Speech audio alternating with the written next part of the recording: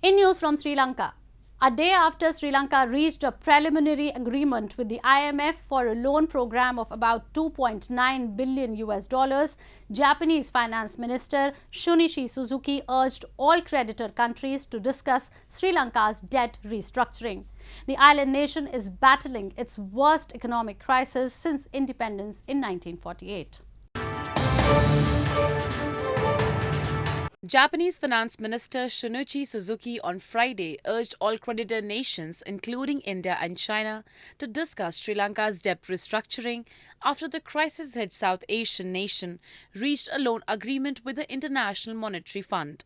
This comes a day after Sri Lanka has reached a preliminary agreement with the IMF for a loan of about 2.9 billion US dollars, the global tender said on Thursday, as the country seeks a way out of its worst economic crisis since independence from Britain in 1948.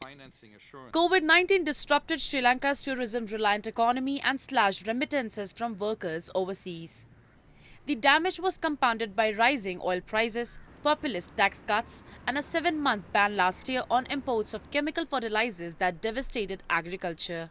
This brought chronic shortages of basic goods, runaway inflation, and mass protests that forced the then-President Gotabaya Rajapaksa to flee, leaving his successor Ranil Wickremesinghe to tackle restructuring billions of dollars in debt to China and other countries.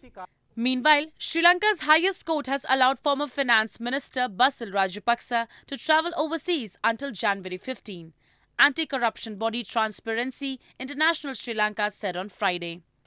Reports suggest that his brother and former President Gotabaya Rajapaksa will return to the country from Thailand on Saturday, weeks after fleeing a popular uprising in July.